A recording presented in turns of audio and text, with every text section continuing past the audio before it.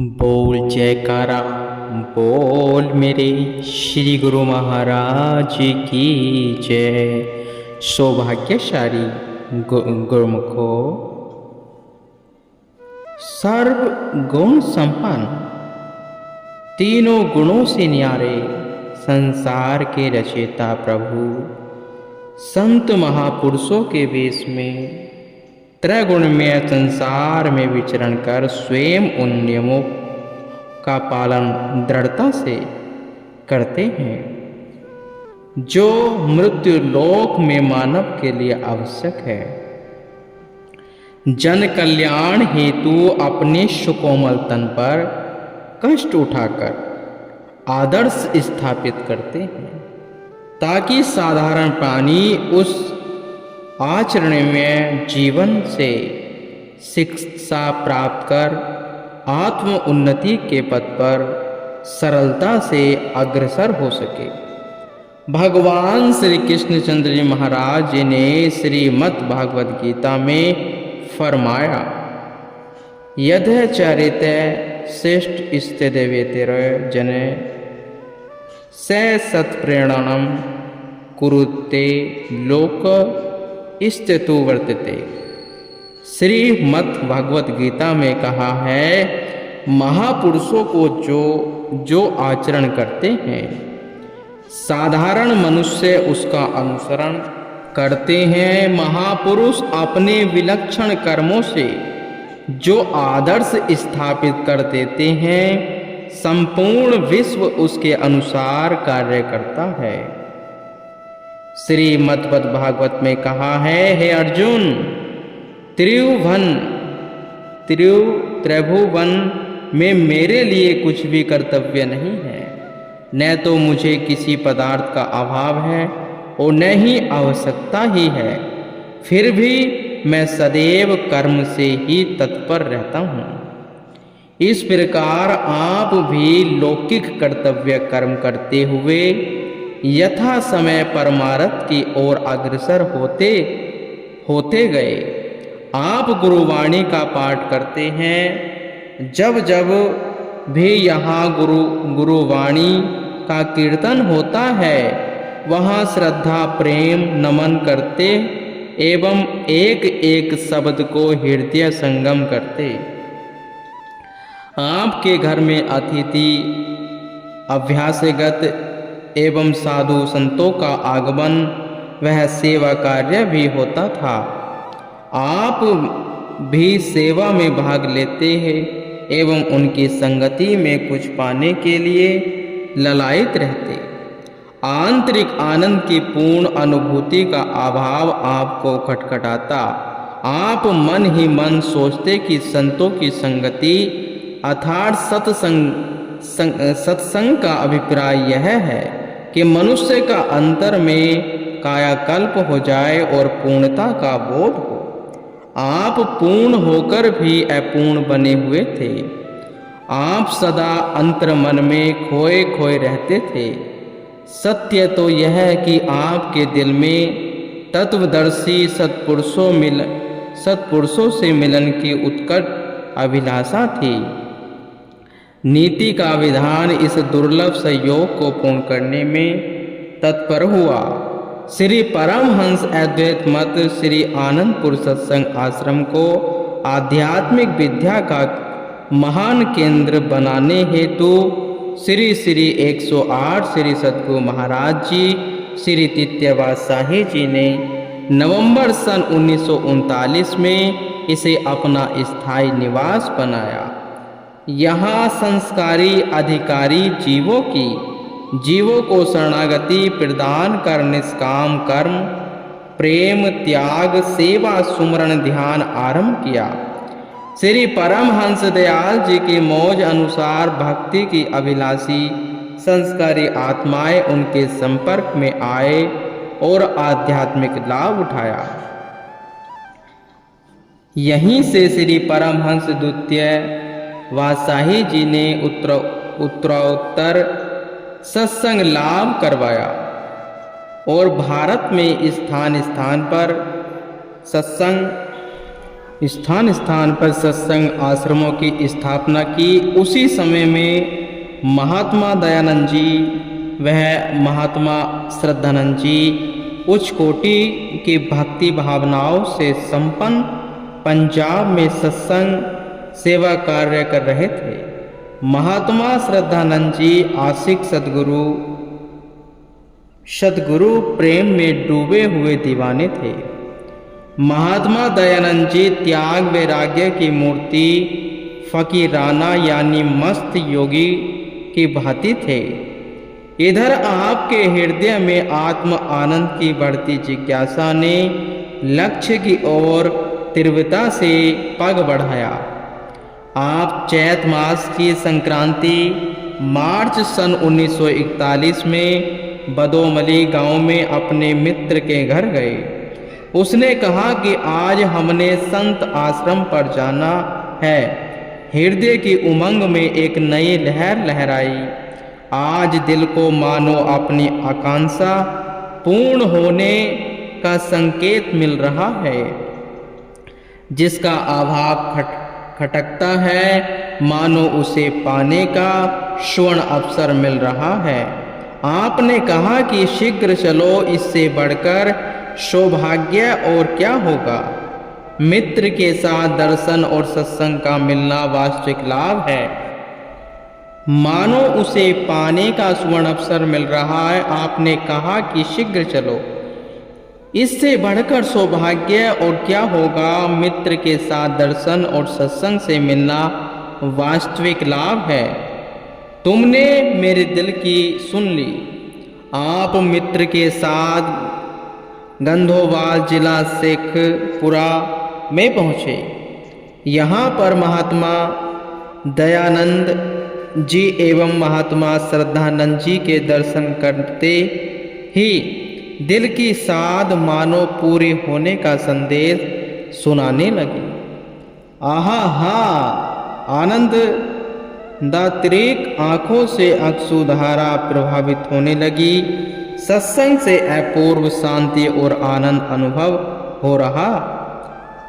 बढ़ाई करते हुए अब आध्यात्मिक पढ़ाई की लगन लग गई। आपके अंतर्मन की आवाज़ थी। आपने 15 वर्ष की आयु में महात्मा दयानंद जी से गंधोवाल में नाम दीक्षा की परंपरा को पूर्ण किया। महात्मा जी ने आपको दीक्षा देते समय कहा, आप स्वयं पूर्ण हैं। विधाता ने हमें यह स्वर्ण अवसर प्रदान किया है। आपकी लगन शीघ्र ही वास्तविकता के लक्ष्य पर पहुंचा देगी। इस प्रकार अब जब भी समय मिलता आप गंधोवाल में आश्रम की सेवा लगन से करते। सन 1942 में बैसाखी के पर्व पर आप महात्मा जी के साथ श्री दर्शन के लिए श्री आनंदपुर पहुँचे। श्री दर्शन के पश्चात आपकी आत्म अनुभूति वर्णनातीत थी। आपने सत्संग सेवा सुमरण को ध्येय बना लिया और हंस संक्रांति पर एवं अधिकारी समय छुट्टियां में आश्रम पर जाते। हित चित से सेवा करके नियम पूर्वक अभ्यास करते। महात्मा जी आपकी इतनी लगन को देखकर प्रसन्न होते। पास बुलाकर कहते, आश्रम में झाड़ू देना, सफाई करना, बर्तन मांजना आदि काम तो अन्य लोग भी कर लेंगे। आप केवल मंदिर की सेवा पूजा ही कर लिया करो। आप भाव भरे शब्दों में कहा, महात्मा जी आप मुझे निजी निधि को पाने से वंचित होने को कहते हैं। मुझ पर कृपा करते हुए इससे अधिक सेवा करने का शुभ अवसर प्रदान करें। गांव रायपुर कला के समीप रावी नदी बहती थी। आप भक्ति वेश में हर संक्रांति को अपने मित्र दुर्गादास जी के साथ इसे नदी को पार कर गंधोवाल के सारे आश्रम को गोबर से लिपा करते। एक दिन संक्रांति थी और आपको उस दिन किसी कारणवश स्कूल से कुछ देरी हो गई। घर पहुँचे तो आपके बड़े भाई ने आपको कोई काम बता दिया। आप शीघ्रता से उस काम को निपटाकर आश्रम की ओर जाने लगे। आप मन ही मन सोचते रहे थे कि आज पता नहीं सेवा का सौभाग्य मिलेगा भी या नहीं, पहले ही बहुत विलंब हो चुका है। फिर दुर्गादास जी ने वहाँ पहुंचकर सारी सेवा निपटा ली होगी और इन्हीं विचारों में खोए हुए आप जल्दी जल्दी पग बढ़ाने लगे। नदी के पास दलदल में आपका चरण धंस गया। आप जितना जोर लगाकर उसे बाहर निकालने का प्रयत्न करते, उतना ही वह अंदर की ओर धंसता चला जा रहा था। उस समय आपने अपने इष्ट देव महाप्रभु जी को स्मरण कर विनय की, प्रभु आज हमारे से क्या भूल हो गई है? क्या आज की संक्रांति सेवा किए बिना ही निकल जाएगी? विनती करते करते जब आपने आंखें बंद की तो नेत्रों से गंगा यमुना प्रभावित होने लगी। इतने में आपने क्या देखा कि नदी के दूसरे किनारे पर महाप्रभु जी सैर कर रहे हैं और आपका नाम लेकर फरमा रहे हैं कि आओ, हम तो आपकी ही प्रतीक्षा कर रहे हैं। आपने आंखें खोली तो अद्भुत दृश्य यह देखा कि आपका चरण दलदल से निकल चुका है। उस पार पहुंचकर आप महाप्रभु जी के सुकोमल चरण कमलों में दंडवत प्रणाम कर रहे हैं। महाप्रभु जी ने आपको उठाया और फरमाया कि जाओ, जल्दी जाओ, अभी तो सेवा आरंभ ही नहीं हुई है। आप दौड़कर आश्रम में पहुँचे तो देखा कि अभी दुर्गा दास जी तो पहुँचे ही नहीं हैं। आपने झटपट गोबर का घोल तैयार किया और लिपाई आरंभ कर दी। इस प्रकार आप दर्शा रहे थे कि जिसके हृदय में गुरु घर की सेवा की लालसा होती है और अपने सद्गुरु के चरणों में अटूट श्रद्धा वह पूर्ण विश्वास होता है, सद्गुरु उसके सदैव अंग संग रहते हैं। आपने हर प्रकार की सेवा में भाग लेकर यह भी दर्शा दिया कि गुरु दरबार की कोई भी सेवा बड़ी अथवा छोटी नहीं होती। यह सेवा तो अति सौभाग्य वह उत्तम कर्मों के फलस्वरूप ही जीव को मिलती है। महात्मा जी आपके तेजों में प्रसन्नचित रूप को निहारते और मन ही मन कहते कि सचमुच दैवी गुण स्वरूप जब धरा पर अवतार लेते हैं तो मानवीय आदर्शों पर चलते हुए स्वयं को रहस्यमय बनाए रखते हैं। माता जी आपके बदले हुए रंग ढंग को देखकर सोचती कि क्या सचमुच यह संन्यास मार्ग को अपना रहा है। एक क्षण में योग माया का प्रभाव इस विचार को बदल देता है। नहीं, अभी इतनी जल्दी नहीं होगा, घर गृहस्थी को अवश्य स्वीकार करेगा। सन 1944 में मैट्रिक पास कर आप दुकान का कार्य करने लगे। महात्मा जी के संपर्क में त्याग एवं वैराग्य आपको उपहार में मिल चुके थे। बाहरी कार्य व्यवहार करते हुए भी आत्म उन्नति आपको विफल बनाए रखती है। श्री द्वितीयवाद शाही जी से मिलन हुआ और फिर आध्यात्मिक पद पर सृष्टि से आध्यात्मिक संबंध केवल तत्ववेता आत्मवेता ही जानते हैं। समय समय पर धूर का संदेश सुनाने, सत्य मार्ग का बोध कराने एवं परमात्मा से एकाकार का पथ सुझाने के लिए नित्य एवं नियमित अवतार धरा पर आते हैं। ऐसी अवतारी विभूतियां जन्म से ही सर्वगुण संपन्न होती हैं।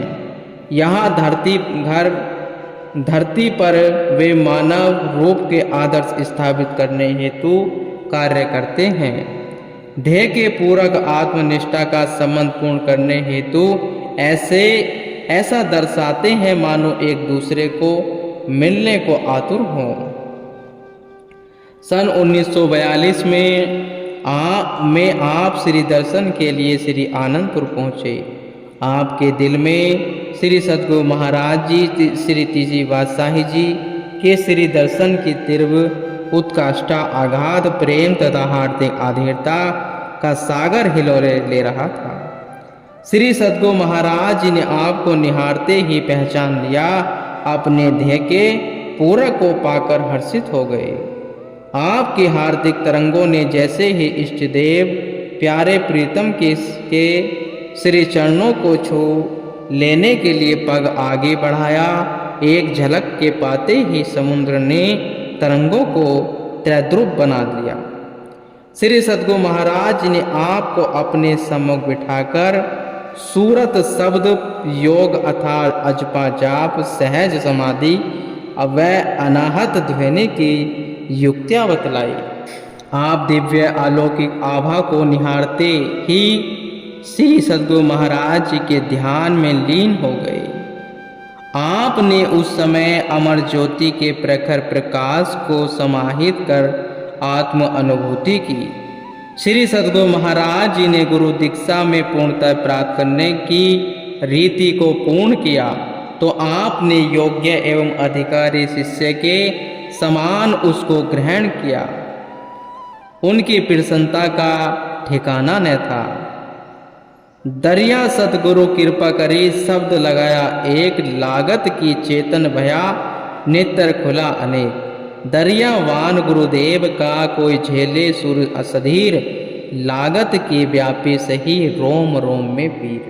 अर्थात श्री सद्गुरु महाराज जी ने कृपा दृष्टि कर शब्द की चोटी लगाई तो एकदम ही रोम रोम में चैतन्य स्वरूप के दर्शन हो गए और दिव्य दृष्टि खुल गई। परंतु ऐसा तभी होता है जब शिष्य भी पूर्ण हो, उनकी कृपा दृष्टि को समाहित कर उसमें एकाकार होने की शक्ति हो। ऐसी शक्ति और कृपा के अधिकारी पूर्ण पुरुष ही होते हैं जो केवल आदर्श स्थापित करने के लिए नियम पालना करना आवश्यक समझते हैं। वे स्वयं में पूर्ण होते हैं। आप भी उसी आदर्श को स्थापित कर रहे थे। श्री सद्गुरु महाराज को प्राप्त कर आपने अपूर्व आनंद अनुभव किया। श्री सद्गुरु महाराज जी श्री तीसरी बादशाही जी ने आपके इस रहस्य को दर्शाने एवं भविष्यवाणी को सत्यता का बोध कराने के लिए उसी दिन महात्मा योगात्मानंद जी से कहा, महात्मा जी समुद्र में से हीरे रत्न निकाल कर जब किसी जोहरी के हाथ पहुँचते हैं तो वह उसकी कीमत रुपयों में आंक देता है, लेकिन दुनिया में जो रूहानी हीरे लाल हैं उनकी कीमत वह परख कौन कर सकता है। महात्मा जी ने उत्तर दिया, श्री गुरु महाराज जी दुनिया में जो परमार्थ भक्ति ज्ञान वैराग्य से पूर्ण अपने इष्ट देव की भक्ति में लगे हुए हैं वही हीरे लाल हैं। उनमें से किसके अंदर पूर्णता है इसकी परख वह मूल्यांकन आप सत्पुरुष श्री गुरु महाराज जी ही कर सकते हैं। श्री सद्गुरु महाराज जी ने फरमाया, महात्मा जी हमने भी आज एक अमोलक लाल पाया है। रूहानी लासानी तेजियों में आभा मुखमंडल पर उमंग रही थी। पुनः फरमाया, महात्मा जी भक्त राम प्रकाश जी को आज हमने गुरु दीक्षा से पूर्ण नहीं किया अपितु उन्हें अपना घर ही दर्शा दिया है। महात्मा जी ने दंडवत प्रणाम कर कहा, स्वामी जी महापुरुषों के अगम रहस्य हमारी समझ से बाहर हैं। सत्पुरुषों की लीला सत्पुरुष ही जाने। आप श्री दर्शन कर कृतार्थ हो गए और अब आप पहले से भी अधिक गुरु भक्ति पर उत्तरोत्तर बढ़ते जाने में दृढ़ संकल्प बन गए। रायपुर कला से वापस लौटे तो आत्मिक समय अत्यधिक समय गंदोबाल आश्रम में बिताने लगे। वर्ष में एक बार पुनः 2 बार श्री आनंदपुर जाते, वहाँ दिलो जान से सेवा में जुट जाते। श्री दर्शन का अमृत पीते हुए न अघाते। आप बार बार श्री चरणों में विनय करते कि पूर्ण शरणागति की कृपा करें। आंखें मूंद श्री गुरु महाराज जी के ध्यान विभोर और फरमाते कि घर आपका है, अभी कुछ समय आते जाते रहो। इसमें क्या रहस्य था? वे अपने शिष्य की पूर्णता दिखाना चाहते थे। गुरुमुख